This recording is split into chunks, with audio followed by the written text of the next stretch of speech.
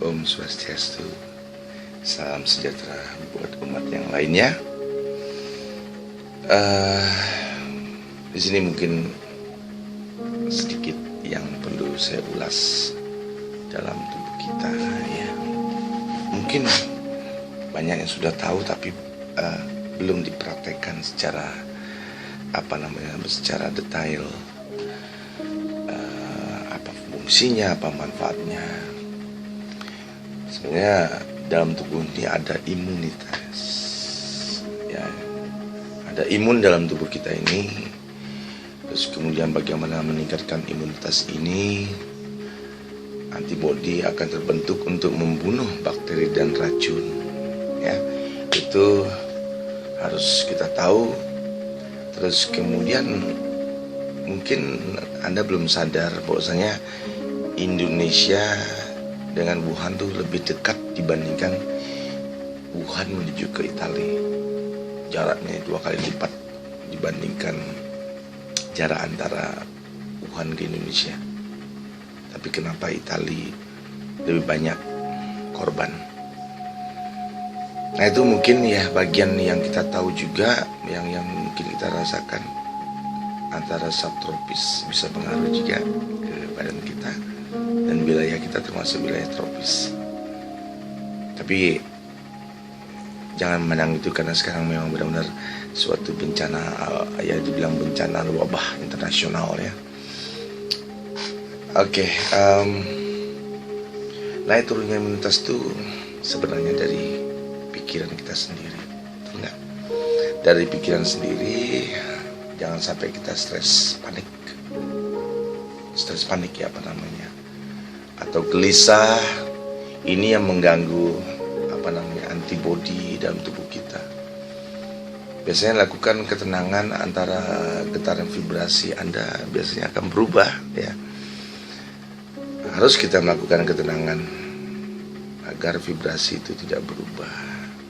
Coba ya. Antibodi itu adalah segalanya. Antibodi ini adalah segalanya dalam kehidupan kita. Kemudian kita belum tahu bahwasanya tubuh kita memang sudah sempurna, ya, sempurna dalam tubuh kita ini sendiri. Kita punya akal, budi, indria juga kelebihan kita. Tuhan menciptakan tubuh dengan sempurna, dengan bentuk antibodi, maka unsur-unsur dalam tubuh akan baik. Pernahkah Anda melakukan meditasi? Nah ini salah satu yang harus saya bahas sedikit. Saya jujur, saya bukan orang pintar, saya bukan orang yang banyak menggurui, tapi memang ini suatu praktek yang harus dilakoni.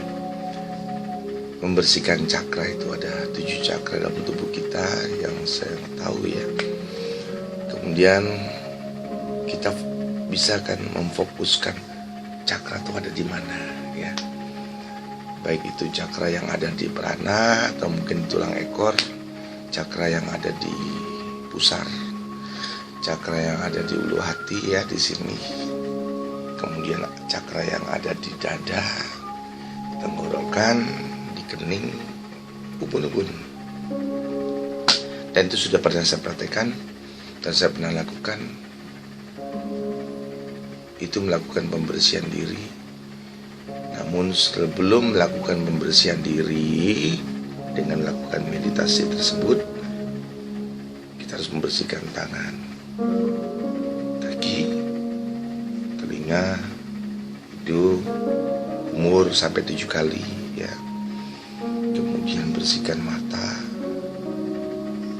ya. Kemudian rambut, tengkuk. Itu adalah pembersihan yang sudah pernah dilakukan oleh para pertapa zaman dulu, puluhan ribu tahun yang lalu, mungkin ratusan tahun yang lalu, ratusan ribu tahun yang lalu ya. Karena ada dalam kitab ya. Terus kemudian pembersihan cakra itu sangat penting ya. Otomatis kita tenang dengan air itu, kita pasti tenang. Tapi setiap pembersihan cakra ya, kalau saya sebagai Hindu mengucapkan pembersihan dalam hal anggota tubuh kita. Kalau di Hindu dengan mengucapkan Om. Om. Kemudian kita membersihkan telinga. Om selalu gitu. Dan semuanya dan seterusnya ya. Kemudian kita juga membersihkan hidungnya juga, ini penting sekali karena pernafasan ini penting. Terus kita kan tahu sendiri bahwasanya dalam tubuh ini ada magnetik, ada air, betul nggak? Apalagi dalam tubuh ada kelenjar yang berfungsi mengaktifkan imun. Nah ini dalam tubuh ini yang disebut dengan namanya kelenjar timus. Kelenjar timus itu adalah kelenjar yang dibilang yang ada di sini ya, di dada di sini. Nah, dia ada di dada di sini. Ini dilakukan seperti ini di jari ini. Jari ini dilakukan mengetuk di dada sini dengan lebih berirama. Ya. Tapi yang pasti setelah meditasi baru kita lakukan ini. Lakukan ini antara 5 sampai 15 menit. Ya. Karena di sini kelenjar timus ada. Tapi lebih bagus lagi kalau misalnya kita mengucapkan seperti seorang Hindu.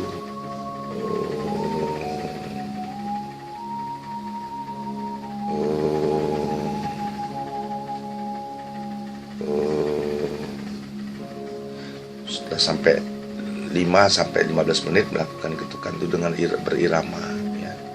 Konsentrasi. Dan kemudian kita gunakan menggosokkan tangan ini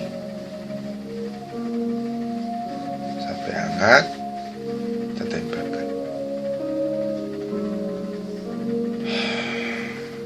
Nafas dengan tenang. Itu penenangan, dasar-dasar penenangan kita.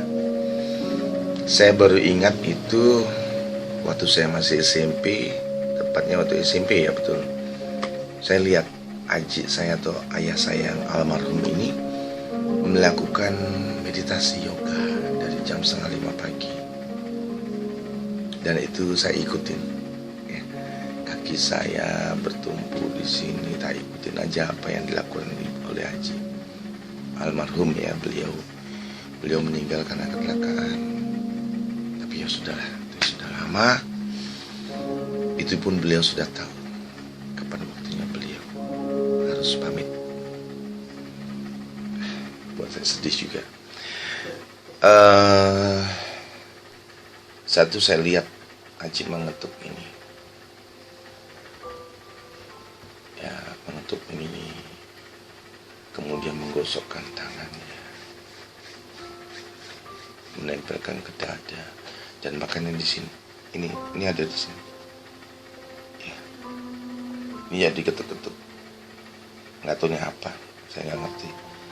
Tapi kalau yang di sini saya tahu, ini kelenjar timus.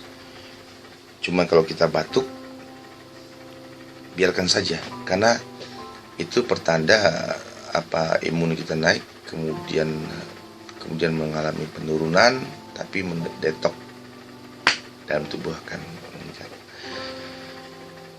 Ya, jadi seperti itu yang dilakoni oleh Haji saya.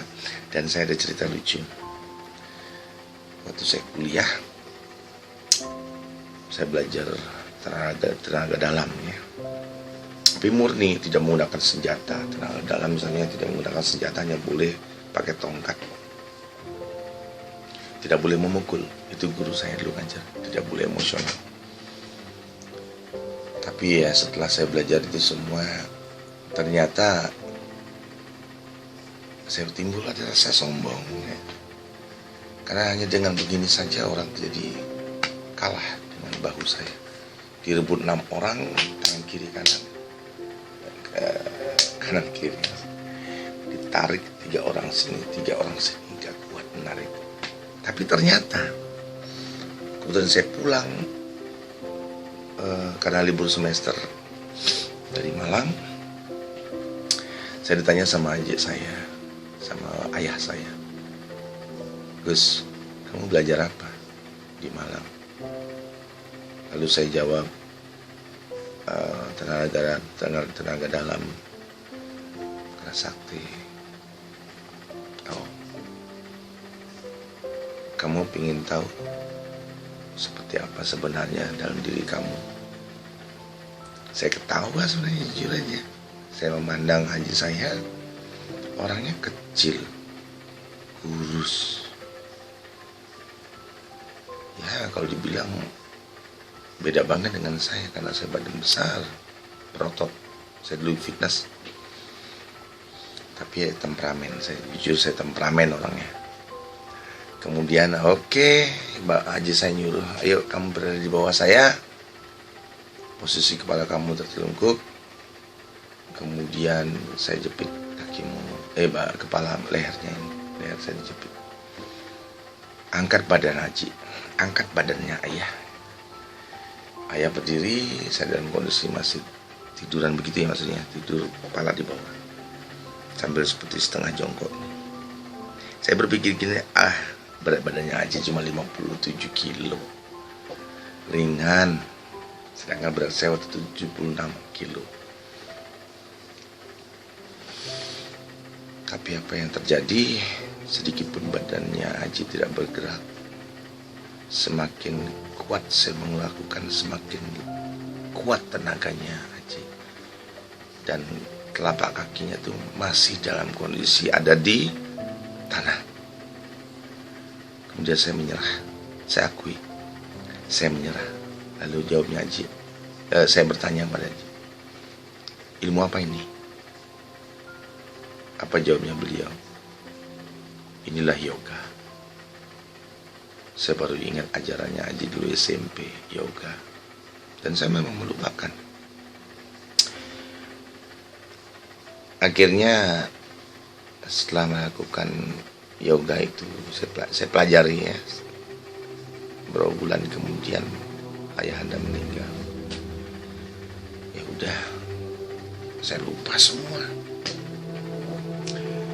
Saya melupakan semua ajaran beliau. Tapi sekarang saya bisa melakukan meditasi, mantra. Yoga itu luar biasa. Ya, yang pasti kita sebagai manusia itu punya unsur yang lebih. Tuhan berikan akal, budi, indera kita ini ya,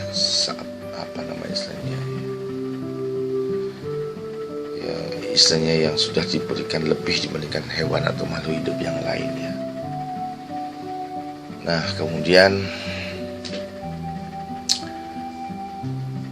yoga tersebut, selama saya melakukan persembahyangan, di mana saya melakukan pembersihan diri, membersihkan cakra yang tadi saya sebutkan, dari prana, pusar, ulu hati, dada, tenggorokan, kemudian kening, ini mata ketiga, ini ada mata di sini, terus ubun.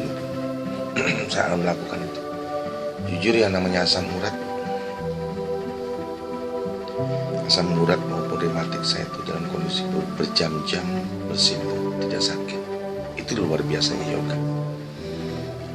Saya sekarang kan banyak sakit di sini, di kaki terutama. Tapi karena dengan yoga tidak merasakan beban atau sakitnya itu luar biasa. Saya akui itu yoga. Dan setelah melakukan yoga tersebut, tapi jujur saya ini sebenarnya perokok. Tapi di saat kita melakukan meditasi, di saat kita melakukan pembersihan diri, di saat kita melakukan pendekatan pada Tuhan, kita sudah membersihkan diri kita semua, tangan, kaki, muka, semua dengan doa kita semua. Terus kemudian kita melakukan meditasi, ya, penenangan diri kita. Yang namanya rokok, yang namanya makanan, minuman off. Ingat, kita mungkin punya HP ya, atau cincin atau perhiasan, semua lepas. Itu namanya kepasrahan diri. Pahami kepasrahan diri. Pasrah, pendekatan pada beliau karena apa yang kita gunakan tidak ada apa-apanya. Saya jujur kalau pakai baju sembahyang ya sederhana aja, tidak perlu mentereng-mentereng karena bagi beliau baju itu ringan, emas ringan, betul nggak? Mungkin hanya itu aja yang bisa saya lakoni atau mungkin saya jabarkan ya kepada saudara-saudara, pada Anda semua. Dan yang pasti jangan lupa di sini ada namanya kelenjar timus. Lakukan di sini. Fokuskan dengan mantramu sendiri atau doa sendiri. Sambil pernafasan perlahan-lahan. Lakukan selama minimal 5 sampai dengan 15 menit. Setelah itu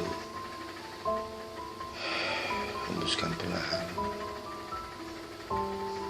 Anda bisa membayangkan juga paru-paru Anda di sini. Karena ingat, virus corona itu lebih menyerang ke pernafasan. Fokuskan. Lakukan lagi. Nanti timbul imun dalam tubuh kita itu di saat pertama memang kita ada rasa batuk atau gimana, itu wajar, penurunan imun wajar, tapi setelah itu akan meningkat lagi ya. Semua akan disebarkan ke sini, semua akan disebarkan di sini ke tubuh kita semua ya. Saya bukan asal ngomong, tapi memang apa adanya. Dan yang kedua, masalah tentang bawang merah, memang benar di dalam baskom atau mangkok kecil diisi air yang bersih, kemudian ambil bawang 1 atau 2 butir, ditumbuk sedikit aja, tenggelamkan dalam air tersebut, taruh di masing-masing pintu, karena dia akan menetralisir kuman-kuman tersebut ya, dinetralisir. Digunakan selama 2-3 hari, boleh dibuang lagi. Tapi pembuangnya jangan di tempat tersebut, yang dekat rumah, jauhkan dari rumah.